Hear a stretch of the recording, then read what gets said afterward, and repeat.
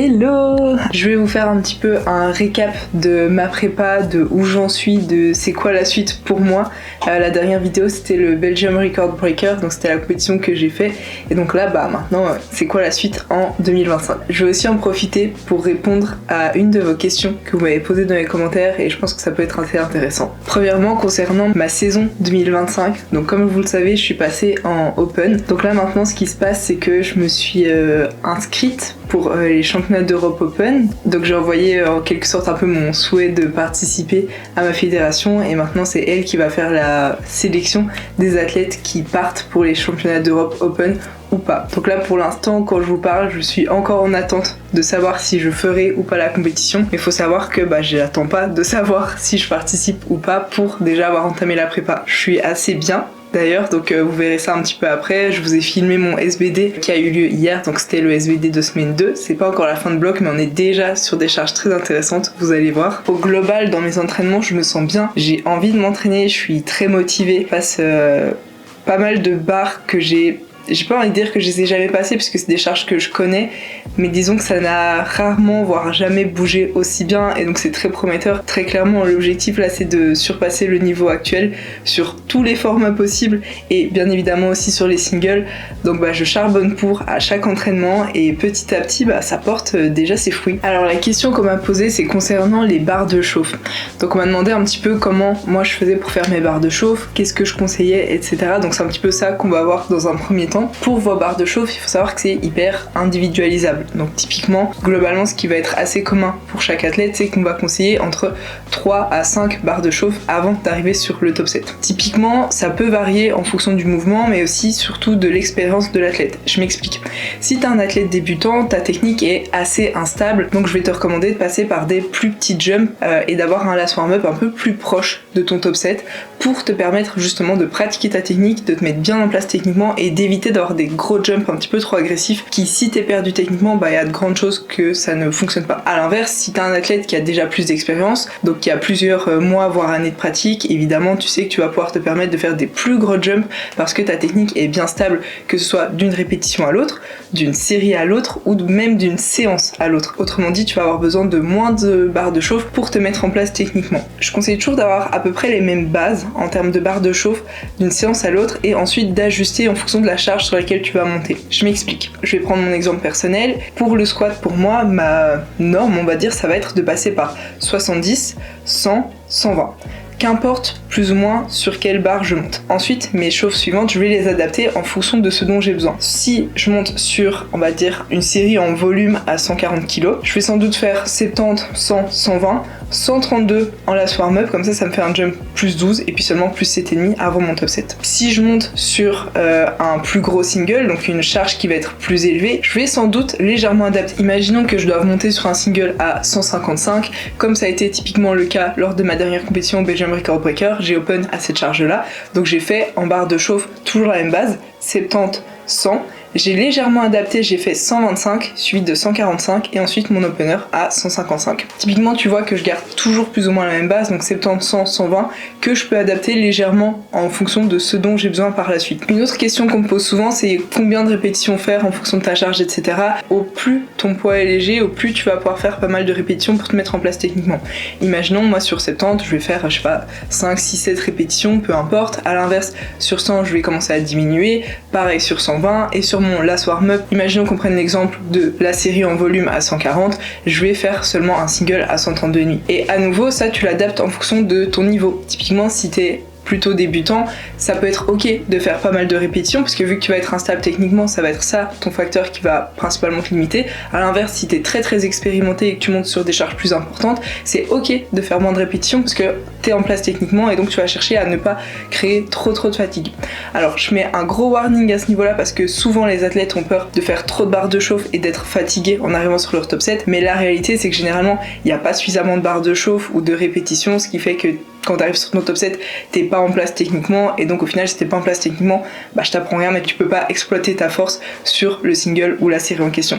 Donc hésite pas à faire pas mal de barres de chauffe si tu en ressens le besoin et alors ce que tu peux faire c'est même doubler ta première barre de chauffe je prends mon exemple personnel, je fais toujours 2 fois 70 au squat parce que sur la première j'arrive pas à placer ma barre correctement, donc j'ai besoin de 2 séries à ce point-là pour réussir à me mettre en place avant de commencer à monter. Ce qui va être très important sur tes barres de chauffe, c'est directement d'essayer de te mettre en place techniquement, parce que c'est ça le principal objectif, au-delà du fait évidemment de t'échauffer et de préparer ton corps à l'effort, ça va être surtout de réussir à te mettre bien en place techniquement. Donc dès ta première barre de chauffe, que ce soit barre à vide, 60, 70, peu importe, il faut que tu saches exactement ce sur quoi tu te concentres. Il faut que tu aies la même intention et le même focus que sur ton top set. Ça te permet déjà de le travailler, déjà de te mettre en place techniquement et tout simplement juste de ritualiser ça, que sur ton squat tu penses toujours à ça, sur ton bench tu penses toujours à ça, sur ton terre tu penses toujours à ça.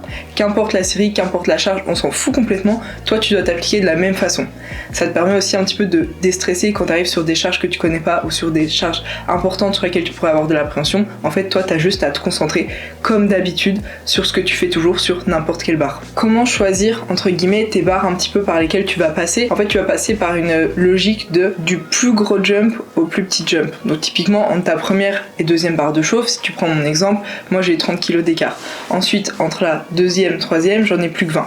Et ainsi de suite. Typiquement je prends un exemple, ça s'adapte de nouveau en fonction des athlètes, mais il y a une athlète féminine avec qui je travaille qui bench on va dire aux alentours des 60 kg. Typiquement son last warm-up, généralement on le met à 2,50 kg dessous. Donc c'est très proche, mais en fait ça lui permet d'être vachement plus précise techniquement, parce que sur un bench à 60 kg, faire un jump de 5 kg, ça peut être assez conséquent. À l'inverse, je travaille avec un autre athlète, on va dire qui bench aux alentours de peut-être 140-150. Lui, il peut se permettre de faire un last warm-up à 7,5 kg, voire 10 kg en dessous, sans problème, surtout qu'il a plus d'expérience et qu'il est très stable techniquement.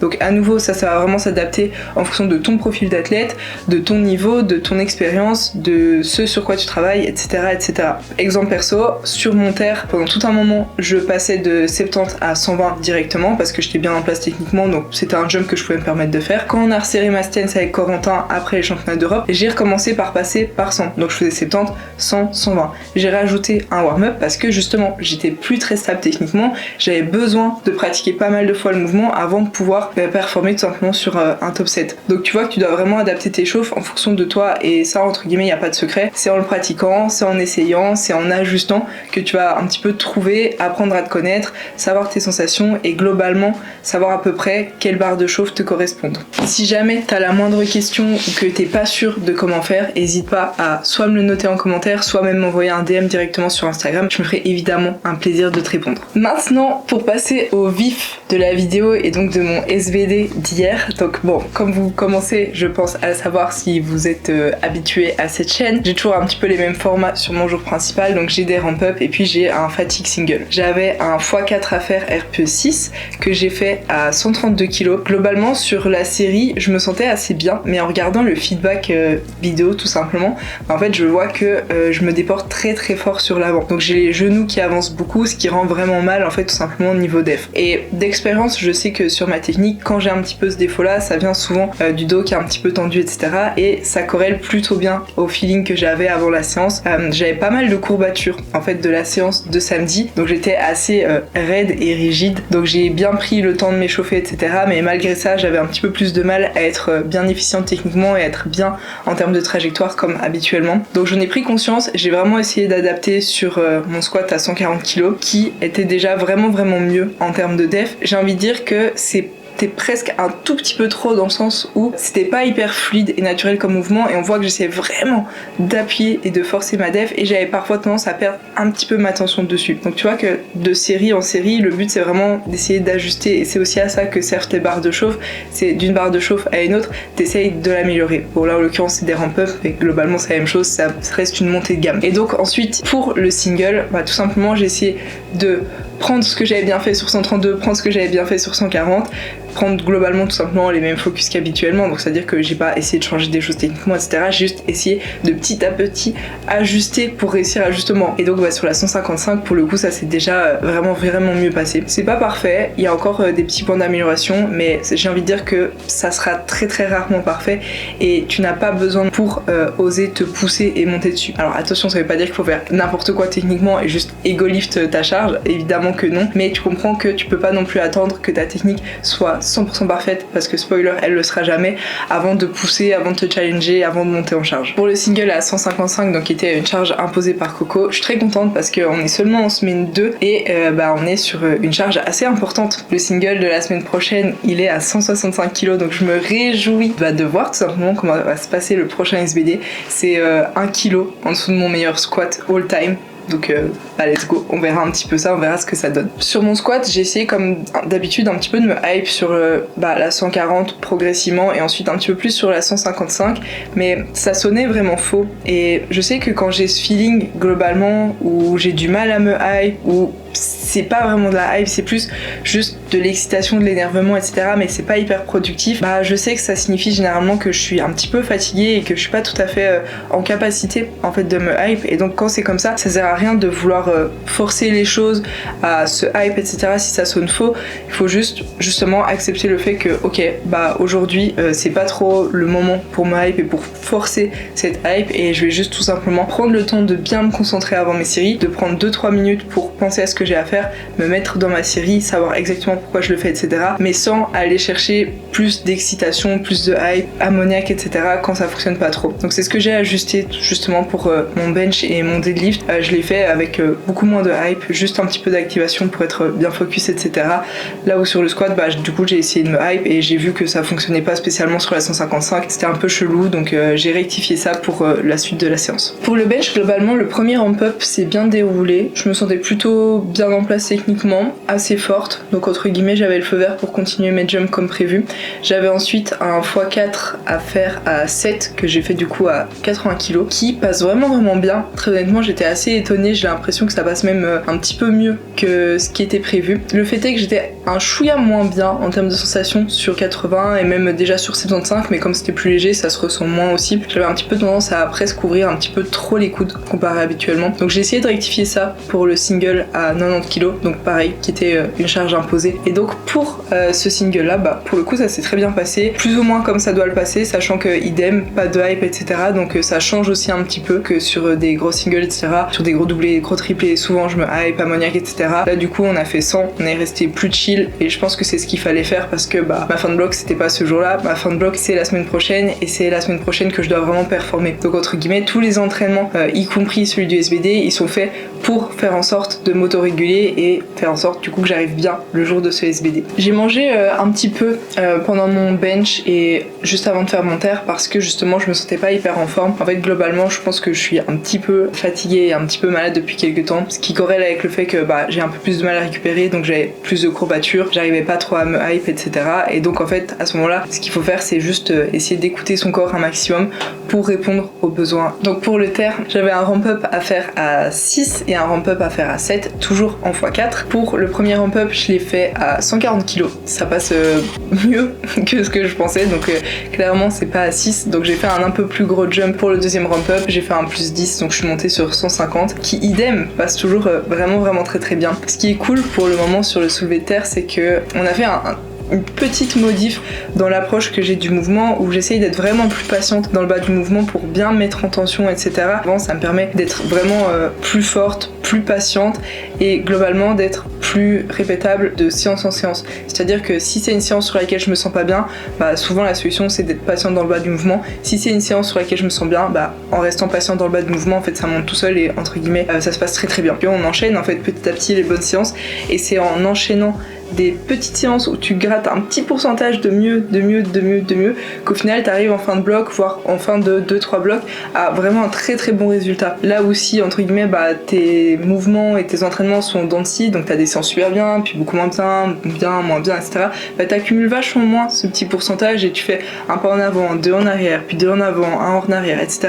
Et c'est vachement moins constant. Et ensuite du coup après le ramp up en x4 à 150, j'avais un single à charge imposé à 170 kg. Pour le coup, je suis assez contente de comment ça passe, mais un petit peu moins techniquement. En fait, je sens que je perds pas mal ma position au niveau du dos, ce qui est fréquent en soit sur des gros singles et ce qui est pas forcément toujours problématique. Mais là, pour le coup, c'était un petit peu plus fort qu'habituellement, ce qui fait que, heureusement, entre guillemets, la charge est assez légère, donc il n'y a pas de souci, je pars pas en avant, mais sur un presque un effort max, on va dire, je pense que ça aurait pu poser souci. Donc j'attends encore un petit peu le retour de Corentin que j'ai pas encore eu pour voir un peu ce que lui en pense, son avis là-dessus. Mais en tout cas, selon moi, c'était peut-être un petit peu moins top techniquement.